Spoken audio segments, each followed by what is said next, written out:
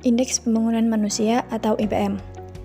Menurut UNDP, Indeks Pembangunan Manusia atau IPM mengukur capaian pembangunan manusia berbasis sejumlah komponen dasar kualitas hidup. Sebagai ukuran kualitas hidup, IPM dibangun melalui pendekatan 3 dimensi dasar, yaitu 1. Umur panjang dan sehat, 2. Pengetahuan, 3. Kehidupan yang layak. Indeks Pembangunan Manusia merupakan indikator komposit untuk mengukur capaian pembangunan kualitas hidup manusia. Pada tahun 1990, United Nations Development Program atau UNDP membangun indeks ini untuk menekankan pentingnya manusia beserta sumber daya yang dimilikinya dalam pembangunan. Indeks ini terbentuk dari rata-rata ukur capaian 3 dimensi utama pembangunan manusia, yaitu umur panjang dan hidup sehat, pengetahuan, dan standar hidup yang layak. Dimensi umur panjang dan hidup sehat diukur dengan umur harapan hidup saat lahir.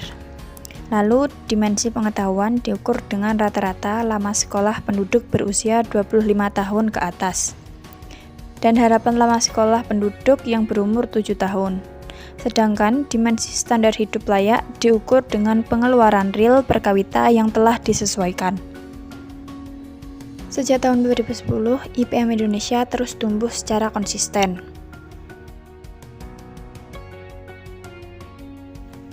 Konsep IPM pertama kali dipublikasikan oleh UNDP melalui Human Development Report pada tahun 1996, yang kemudian berlanjut setiap tahunnya. Dalam publikasi ini, pembangunan manusia didefinisikan sebagai a process of enriching people choices, atau proses yang meningkatkan aspek kehidupan masyarakat. Secara spesifik, UNDP menetapkan 4 elemen utama dalam pembangunan manusia, yaitu produktivitas, pemerataan, keberlanjutan, dan pemberdayaan. Pembangunan manusia melambat akibat COVID-19.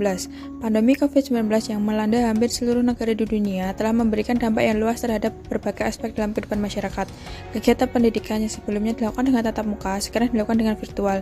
Seluruh indikator ekonomi makro dan sosial juga mengalami tekanan yang berat, tidak terkecuali IPM. Pertumbuhan IPM tahun 2020 jauh melambat dibandingkan pertumbuhan tahun sebelumnya yang mencapai 0,74%. Dengan pertumbuhan pada tahun 2020 yang melambat tersebut, rata-rata pertumbuhan IPM 2010-2020 menjadi sebesar 0,78% per tahun. Berikut adalah grafik pertumbuhan IPM. Perlambatan IPM di masa pandemi COVID-19 ini disebabkan oleh penurunan dimensi standar hidup layak yang diwakili dengan variabel pengeluaran real per kapita yang disesuaikan. Berikut adalah contoh indeks pembangunan manusia atau yang disebut dengan IPM menurut provinsi pada tahun 2020.